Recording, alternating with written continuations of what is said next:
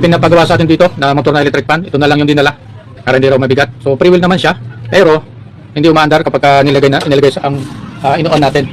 Bukan natin. Ayan. Pag ino-on natin, hindi siya umaandar. Ayan oh. Wala. So ibig sabihin, walang power na pumupunta sa motor.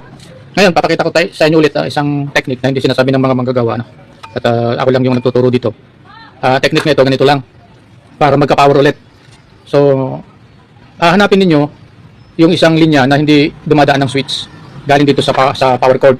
Okay, ito yun. Yan, ito yung linya. Yung isa ay papunta dito, yung di dumaan ng switch. At yung isa ay pumunta ng switch. So, kapag nakita na ninyo yan, ito, ang gagawin nyo dyan, tatanggalin natin. Okay, tanggalin natin. Okay, yan. So, tanggal na. So, ang gagawin niyo dito, mag-open wire kayo dito sa capacitor. Ayan, nag-open wire na ako para mas mabilis kung may pakisa sa inyo. May open wire na siya. Dalawang line yan. Itong linyang to, ibuhol muna ninyo ng mga dalawang ulit. Ayan. Dalawang ulit. Mas maraming buhol, mas maganda. Pero dalawang ulit yung ibubuhol ito. Okay, yan. Yan. Tapos, itatap ninyo sa isa sa mga linya sa capacitor. Okay? Tap natin dito. Yan. Ngayon, bakit binuhol pa? So, para hindi mabilis na pasok yung kuryente, iikot muna siya, no? Bago sa pagpasok sa motor. Ayun, bakit kailangan i-ikot muna?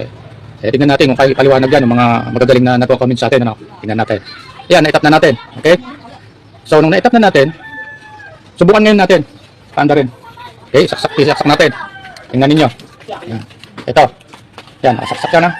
So yan o. Umiikot na siya kasi naka-switch kanina. Lagyan natin sa 0. Ayun, 0.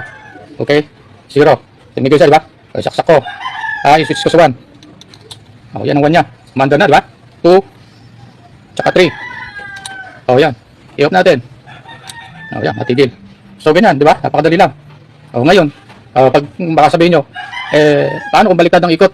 Kung mabaliktad ang ikot nito. Jadi yung linya na yon na nilagay natin, ilipat nyo sa kabila para magtama ang ikot. Kapag nakita nyo na natama ng ikot, so ano nang gagawin? Tanggalin muna natin to. Napakita ko sa inyo yung una susunod na gagawin. Kailangan natin ng tape. Okay? Itong tape na matibay, kailangan natin ng ito. Kaya pag bumili kayo ng tape, yung matibay, yung original, para hindi siya basta bumitaw. Okay? Yan.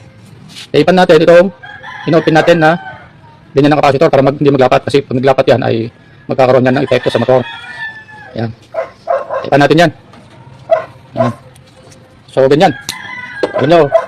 Maraming may mga vlog pero hindi nila sinasabi ito. Pero ginagawa nila. Bakit? Kasi pag nalaman nga naman ninyo, ay alam na ninyo. Hindi na kayong gumawa ng sarili ng electric fan.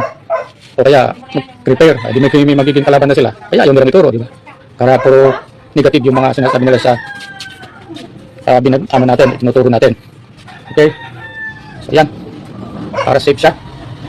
Okay? Tapos, anong gagawin natin dito? Ang gagawin natin dyan, puputulin na lang natin. Okay. So, ganyan lang, no? Sana natutulit kayo.